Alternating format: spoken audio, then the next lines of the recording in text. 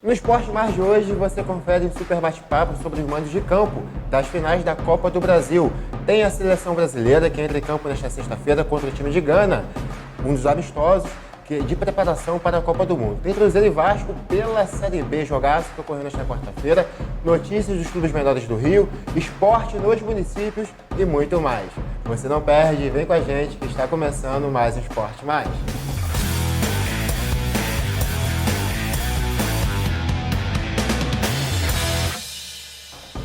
No ar, mais um Esporte Mais, ao meu lado Maurício Aragão, beleza? Tranquilo. Tranquilo?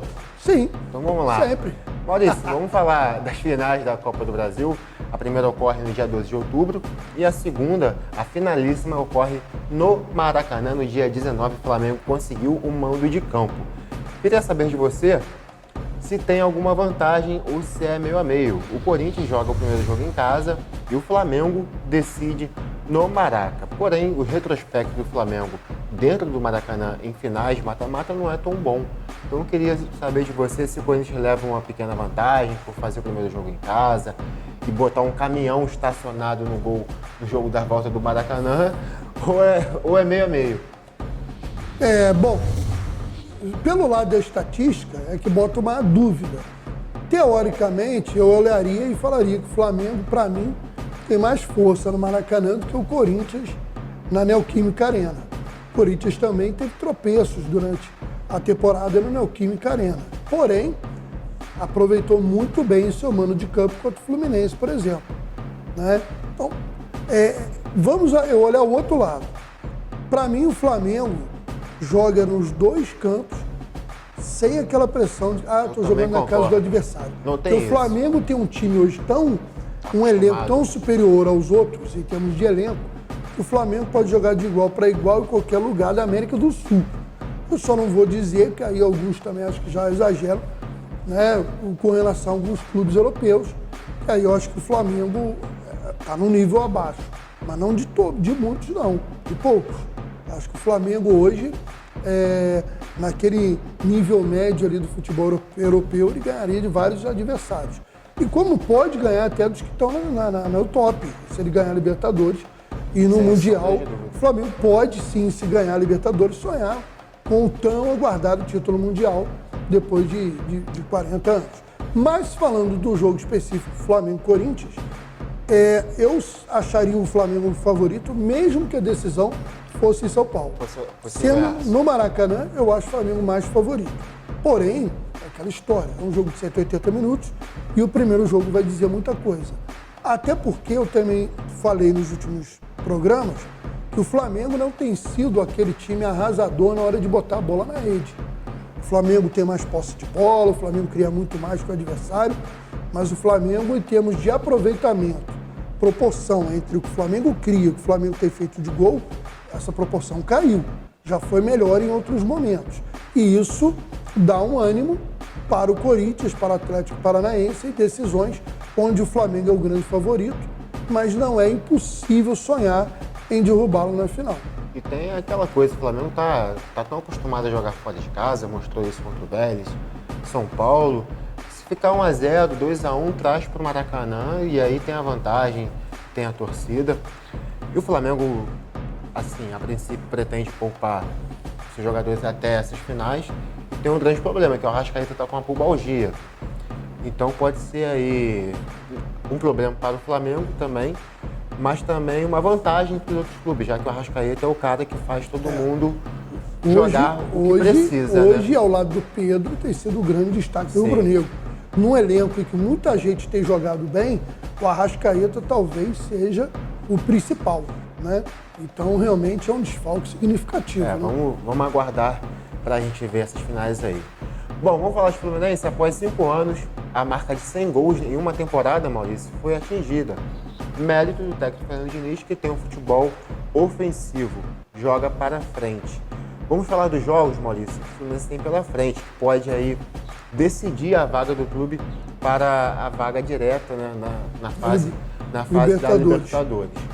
Bom, depois dessa data FIFA, o Fluminense encara o Juventude, depois encara o Atlético Mineiro fora e também pega o Atlético Goianiense fora de casa. Jogos que teoricamente são difíceis, Mas, olhando em vista do que a gente tem visto dentro de campo, o Fluminense hoje joga um futebol muito melhor do que esses. Bom, a controvérsia com relação ao quê? O Atlético Mineiro está mal, mas o Atlético tem elenco e time para se recuperar de uma hora para outra. E o Cuca prometeu que vai reverter, né, essa situação. Bom, tomara que não seja contra o Juventude, o Fluminense é franco favorito. O Juventude é virtual rebaixado e o jogo será no Rio. Contra o Atlético Mineiro no Mineirão e o Atlético precisando correr atrás de prejuízo, será um jogo muito difícil. E contra o Atlético Goianiense é um time imprevisível. O Dragão às vezes cospe fogo, às vezes parece que engoliu o fogo e sai aquela fumacinha. Às vezes é um dragão, às vezes é um pincher, né? É verdade, por aí. E tanto que o Internacional derrotou o Atlético Goianiense em casa. O Inter muito bem, né? O Inter que hoje... o Mano está fazendo um bom trabalho também no Internacional, na Justiça seja feita. E o Fluminense, se conseguir 7 pontinhos aí, é bom demais. Uma vitória contra a Juventude em casa. Uma vitória no Atlético Goianiense e um empate com o Atlético Mineiro. Uma da pior das hipóteses aí, uma derrota para o Atlético Mineiro fora, que é um jogo difícil. Aí tem que ganhar o Atlético Goianiense de qualquer maneira, para pelo menos 6 pontos. Eu tô olhando dessa maneira. Sim, sim. Bom, diferentemente dos gols atingidos na temporada, o Botafogo está a 2 jogos sem levar gols. Que também é mérito do técnico Luiz Castro, em consequência de um time que vem se adaptando, vem se remodelando nessa reta final, Maurício. O Botafogo precisa pensar para frente, precisa conquistar uma vaga na Copa Sul-Americana, né? Quem sabe aí vencendo jogos, né? Sonhar talvez com uma vaga, né, de pré-libertadores, não sei, tudo é possível, tem muito jogo pela frente ainda, são 10 rodadas. E a gente confere, né, os jogos seguintes do Botafogo. O Botafogo tem o Goiás fora de casa, jogo dificílimo. Goiás numa boa fase também. Goiás numa boa fase, o Pedro Raul marcando os gols, pode ter lei do ex. Depois o Mas ele está expulso, né? Está expulso. E não deve jogar essa Uma baita sacanagem. Né? Vale absurdo aquela expulsão. Tem o Palmeiras fora de casa e aí é um jogo muito difícil. Né? A gente não porque o Palmeiras sabe que não pode dar mole para quem está ali no calcanhar. A gente não sabe como o Palmeiras vai estar. Né? E o Palmeiras tem o Inter, tem o Fluminense e também tem o Flamengo no calcanhar, então não pode bobear. O Palmeiras vai precisar ganhar esse jogo em casa. E tem o Avaí fora. O jogo... Todo aí você botou os 3 jogos. Os 3 jogos seguintes. Todos fora de casa? Não, tem um Botafogo. Tem um Botafogo. Goiás e Botafogo, fora. Fora. Palmeiras. Não, é Botafogo e Palmeiras. Isso que eu tava. Que eu lembro que o Botafogo jogou no primeiro turno lá. Exatamente. Botafogo, isso já diminui um pouco o favoritismo do Palmeiras. Sim. Mas mesmo assim, o Palmeiras é igual o Flamengo. Verdade. Joga de igual para igual qualquer time, qualquer campo. Né? E tem o Avaí, que teoricamente também. Mas o Avaí conseguiu... O Avaí que ganhou uma baita vitória aí do Atlético Mineiro. Exatamente, casa, não está morto não, está brigando para escapar do rebaixamento. Exatamente, então o Botafogo precisa vencer esses jogos aí se quiser olhar para a parte de cima da tabela, correto? Com certeza. Desce aí, por favor. Rodrigo, olha só, por falar em Botafogo, a gente tem a SAF, aí alguns clubes se movimentando, e tem o Bahia. Olha só, foi marcado para a próxima sexta-feira a reunião entre os conselheiros do clube, que conta com uma apresentação de trechos de propostas de constituição de Sociedade Anônima de Futebol, a SAF, do grupo City, e não marca o início do processo de análise do documento. Através das redes sociais, Leonardo Martins, presidente do Conselho Deliberativo do Bahia, esclareceu nesta quarta-feira que o encontro, marcado para as 7 horas da noite, o horário de Brasília, será no Museu do Clube e informal. O Bahia muito bem na Série B, né? Não está lá com os 2 pés no acesso, Maurício, mas encaminha, assim como o Grêmio, que atropelou o Sport nessa última terça-feira. Seria uma boa, né? O Bahia é um clube grande, precisa voltar aos ótimos momentos. Eu vou aproveitar e dizer para o Grupo City aí, tem um time, camisa vermelha e branca, lá na Tijuca, no Rio de Janeiro, pelo amor de Deus, olha para ele com carinho, pela América, quem sabe a nossa salvação. Mas falando do Bahia, falando sério agora, não, eu falo sério do América também. Do América, seria um sonho, precisa, né? Seria um sonho. Mas falando, e olha, um grupo empresarial, com bom marketing, o América é um clube que traria retorno. Não traz retorno porque é comandado por uma série de incompetências e às vezes... né? Eu não vou falar assim, porque eu não posso provar, Mas um clube que... pelo amor de Deus, mas o América foi um clube que, poxa, na década de 90 competia com os clubes do Rio. Não, 80 60, principalmente. 70, 80, aí no final, no meio dos anos 90 começou a decadência, né? Quem afundou o clube foram os dirigentes, não foi a torcida. Verdade. Porque a torcida continua hoje. Sim. Diminuiu, né? Diminuiu. Mas... É consequência de má gestão. É verdade. Né? Continua. Já não era grande sim, está um pouquinho menor, mas... Mas enfim, o Bahia... Bahia é um clube que é um clube simpático, um clube que tem uma torcida fervorosa, né? Uma torcida muito fanática.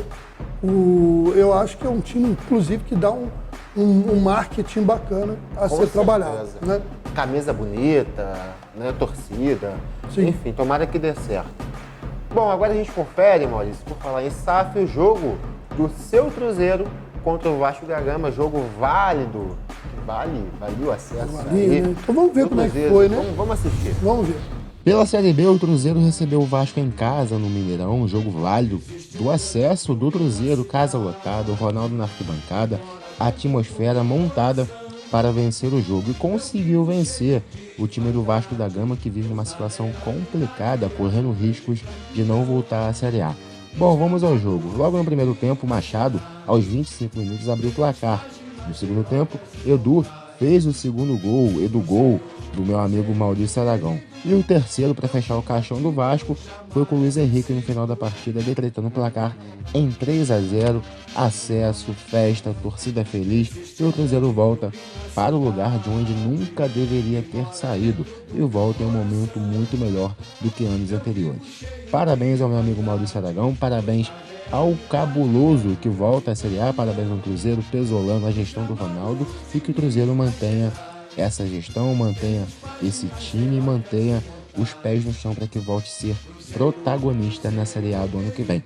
Parabéns ao Cruzeiro, e para o Vasco a gente resta esperar que o Vasco melhore, que o Vasco diminua os riscos de ficar na Série B e que também volte para a Série A, porque é um time muito grande. Pela dimensão da partida mostrou isso. O time do Vasco é um time que merece também estar na Série A.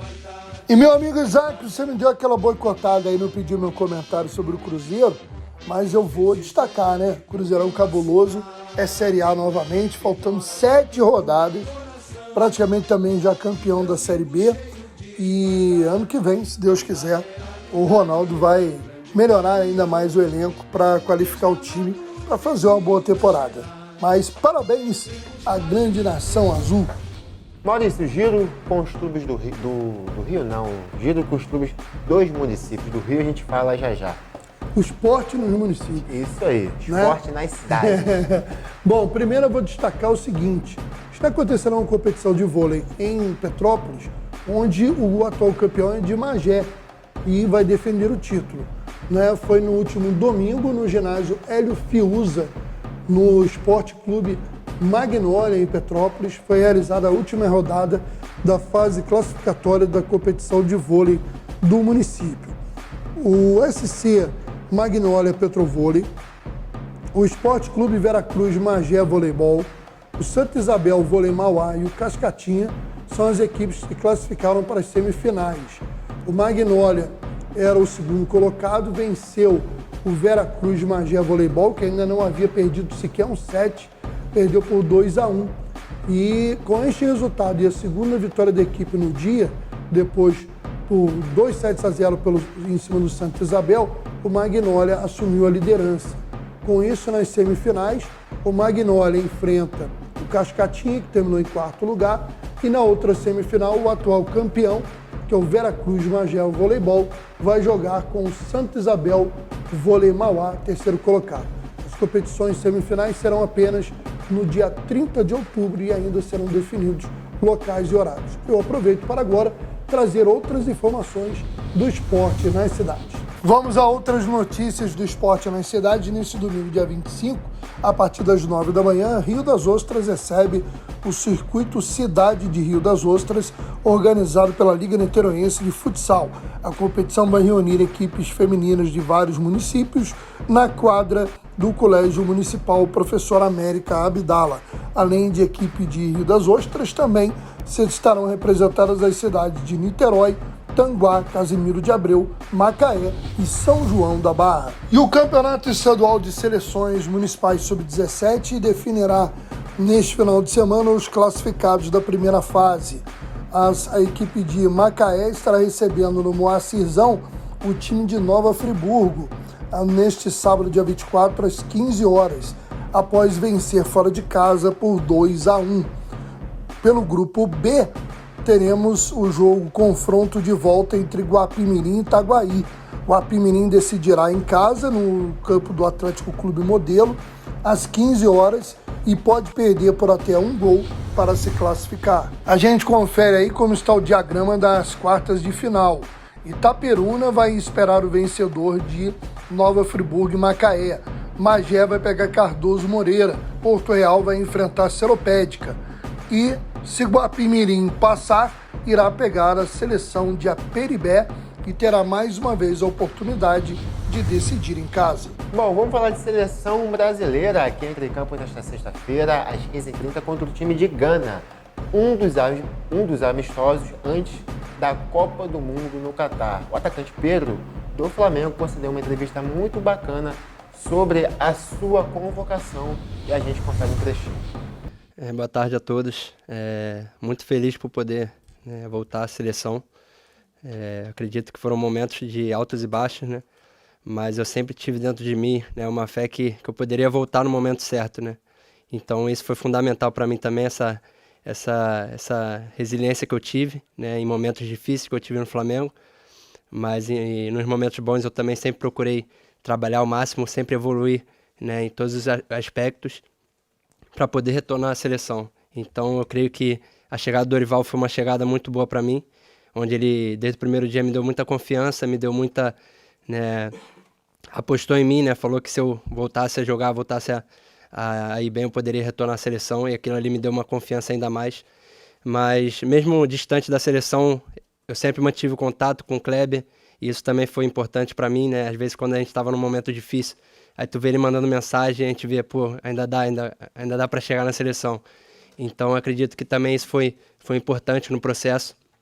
Mas eu creio que há tempo para todas as coisas, né? Tudo no tempo certo, e eu creio que chegou, né, o meu momento, um momento importante para mim, um momento bom, e espero poder fazer na seleção o que eu venho fazendo no clube, né? Que é me dedicando, dando o meu melhor, dando o meu máximo.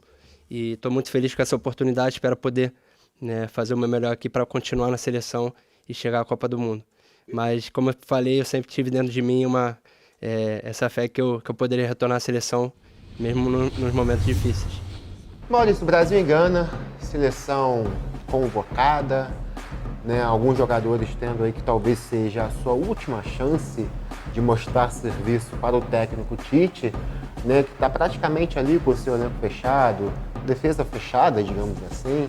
Alguns jogadores da frente ainda não, como o Everton Ribeiro, Pedro, o Renan Lodge, que voltou a ser convocado, né, com o corte do lateral esquerdo Alexandre.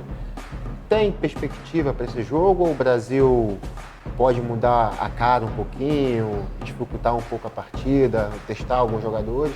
Ou é atropelo em cima da Gana, que a gente tem que ficar de olho?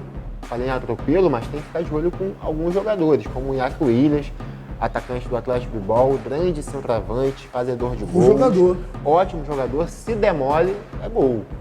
Verdade. Gana é uma seleção de qualidade, está classificada para a Copa do Mundo. Sim. Está num grupo difícil contra Portugal e Uruguai, mas vai dar trabalho.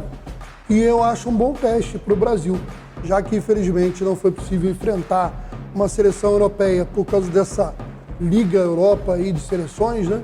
Isso é muito ruim, porque essa Liga das Nações ela dificulta cada vez mais que a gente aqui da América do Sul veja as nossas seleções enfrentando as grandes seleções europeias fora de uma Copa do Mundo.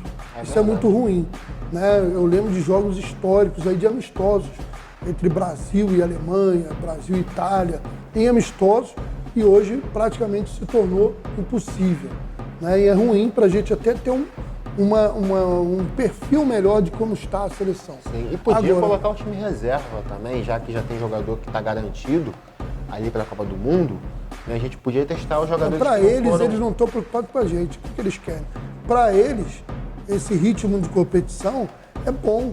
Eles entram muito mais ligados na Copa do Mundo do que o time sul-americano. Isso é verdade. Isso aí foi uma jogada deles lá da Europa que cria ainda mais uma dificuldade para a gente aqui. Mas eu estou confiante, muito confiante da seleção brasileira para essa Copa do Mundo. E ainda vou dizer mais, hein? Que Brasil e Argentina vão longe.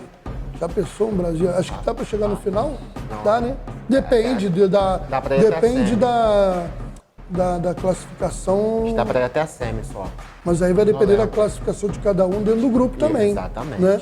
Que aí pode ser que eu acho que eles estão em partes diferentes. Se eles podem se enfrentar na semi, podem se enfrentar na final. Eu acho que o Brasil perdeu a chance de vencer a Argentina em 2014. Né, quando tomou aquele sacode para a Alemanha, merecidamente, né, porque a seleção não jogou nada. A Alemanha, com méritos, foi campeã daquele torneio, mas o Brasil poderia ter chegado mais longe. E quem sabe, né, ter uma Argentina numa final, já imaginou? Né? Mas eu não descarto. Mas eu acho que é muito mais difícil hoje. Semifinal já vai ser o bicho, né? Imagina um Messi do outro lado. Mas eu vou te falar, eu acho a seleção brasileira hoje com muito mais opção do que naquela época. Não, com certeza, pô. Você tem uma safra de jogadores absurdas. Eu acho que na época a Argentina tinha o Messi mais jovem. Não sei se a gente ganharia a Argentina naquela Copa, não. Poderia ser até pior, perder no Maracanã para a Argentina na final. Pode ser também. Né? Sei lá. Bom, mas falando do amistoso, eu acho que vai ser um bom teste.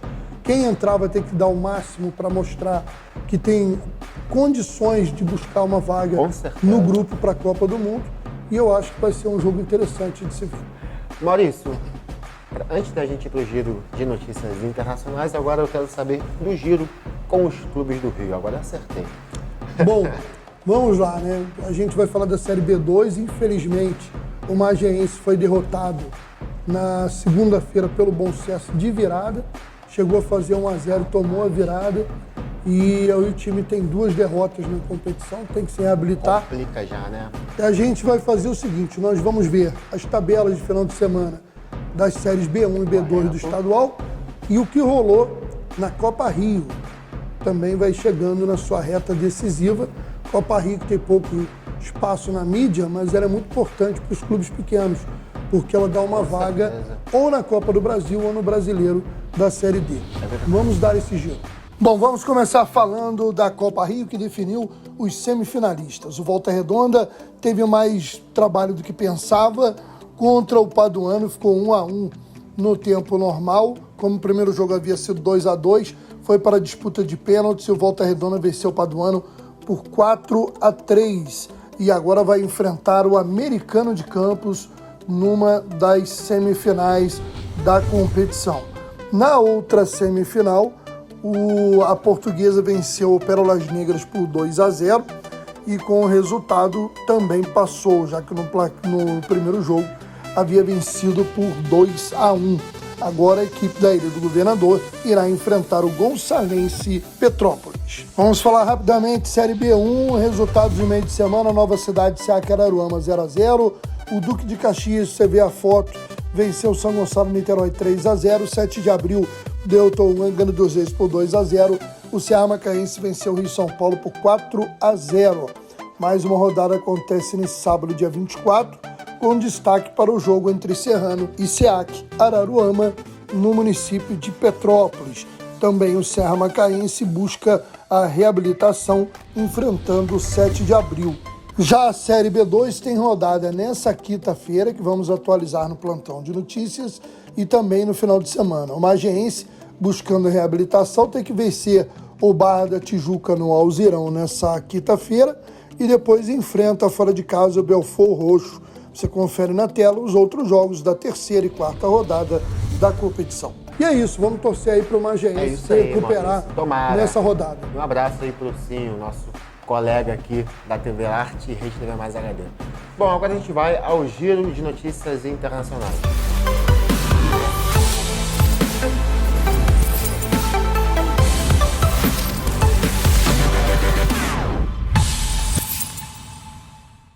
A despedida de Roger Federer do tênis será apenas jogando o torneio de duplas Lever Cup, aliás.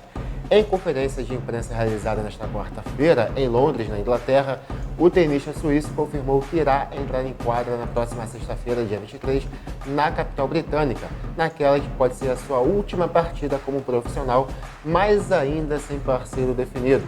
A necessidade imposta pelas regras de jogar também a competição de simples não será levada em conta neste caso específico. Bom, o parceiro, Maurício, dele não está definido, porém ele pediu um cara que a gente também tem um enorme carinho, que é o Rafael Nadal. Já imaginou? Que dupla, hein? Que dupla, hein? Mas merece, né? Na minha opinião, os maiores, né? Pela história que ele criou, né, no tênis, eu acho que seria uma despedida digna, né? É verdade. Jogava demais, né? Bom, a gente continua para falar da revista France Football, que anunciou nesta quarta-feira a criação do Prêmio Sócrates, homenagem ao histórico ex-jogador do Corinthians e da seleção brasileira, falecido em 2011, que será entregue pela primeira vez na cerimônia de Bola de Ouro de 2022. A premiação será concedida a futebolistas envolvidos com ações solidárias e projetos sociais. O Prêmio Sócrates permitirá identificar as melhores ações solidárias realizadas por campeões empenhados, disseram os organizadores da Bola de Ouro em comunicado. Bacana, né, Maurício? O Sócrates jogava demais, né? Grande homenagem. Né? É a melhor seleção que eu vi jogar, que eu via, não via de 70, eu tinha 2 anos de idade, né? Então, mas eu via de 82. Que seleção? Não foi de 86, não? A melhor? Não. Dizem que foi de 86 não, também, 82, muito boa. Sabe por quê? 82 era o auge do Sócrates, do Zico. A de 86 tinha Zico, tinha Sócrates, mas em condições físicas inferiores. 82 estavam no auge. É um dos pecados do futebol, aquela seleção não ter sido campeã. Realmente, coisas que só o futebol permite. Porque só lembrar o meio-campo com o Toninho Cerezo, Falcão, Sócrates e Zico, já era fantástico. Leandro na lateral direita, Leandro na direita, Júnior na esquerda, Éder Aleixo, que jogava demais, que chutava aquele cara, coisa de maluco. O ataque tinha um cara que não era ruim, mas ele destoava, que ele era bom centroavante, mas ele não era craque igual aos outros, que era o Serginho, que sempre foi um cara polêmico. Chulapa. E botaram o Serginho Chulapa, e botaram o Roberto Dinamite no banco para ele. Então até hoje tem gente que critica a decisão do Tele de ter barrado o Roberto Dinamite e colocado o Serginho. O Roberto nem entrou durante a Copa do Mundo. Então, isso são as coisas. E a zaga era Oscar e Luizinho, cara, que duas feríssimas. Um mais vigoroso, um de mais... E um que tinha uma classe para sair jogando. O Luizinho era absurdo que ele jogava de bola. E o goleiro também era um goleiro polêmico. Não era um mau goleiro, mas ficou meio que marcado pelo jogo que o Brasil perdeu para a Itália, que era o Valdir Pérez. Mas era um bom goleiro, mas talvez o Valdir Pérez e o Serginho eram um pouco abaixo do nível tão bom que tinha aquela seleção. É verdade. 82 ou 2006? 82. 82? Mesmo os dois perderam a Copa, mas 82 não perdeu por salto também alto. Era um absurdo, né? 82 não perdeu por causa de salto alto, de falta de dedicação. 2006 entrou com salto, meu amigo, salto 15, né, como diz a mulherada, e perdeu a Copa por isso. É verdade. Maurício, obrigado. Tamo junto mais uma vez. Tudo azul sempre. Só lembrando, o Toninho falou de um palpite aí dos 4 finalistas aí que podem conseguir Os 4 do G4? Do G4, do Brasileirão. Então vai lá, não vou ficar em cima do muro, Eu também não. Flamengo, Palmeiras, Inter e Fluminense. Mas nessa ordem? Não. Flamengo Aí campeão? Não. Não, aí não sei. Eu acho que hoje não. Eu acho que pro Flamengo foi muito difícil o brasileiro. Se for pela ordem, Palmeiras, Inter, Flamengo e Fluminense. Você é otimista. Você é otimista, hein, Rodrigo? Olha só, Fluminense, Palmeiras, Flamengo e Inter. Tá. Fluminense sendo campeão nas últimas ali, nas últimas rodadas. Torcer pro Palmeiras tropeçar os próximos jogos. O Fluminense vai ganhar os próximos 3 jogos e aí a coisa vai mudar. Só é possível, né, Rodrigo? É possível. Eu, por exemplo, imagino que o Cruzeiro, ano que vem, vai fazer o melhor campeonato brasileiro da história dele. Só é possível. Maurício, obrigado. Gente, obrigado também pela sua audiência, equipe técnica. Fica com Deus e até o próximo Esporte Mais. Valeu! Valeu.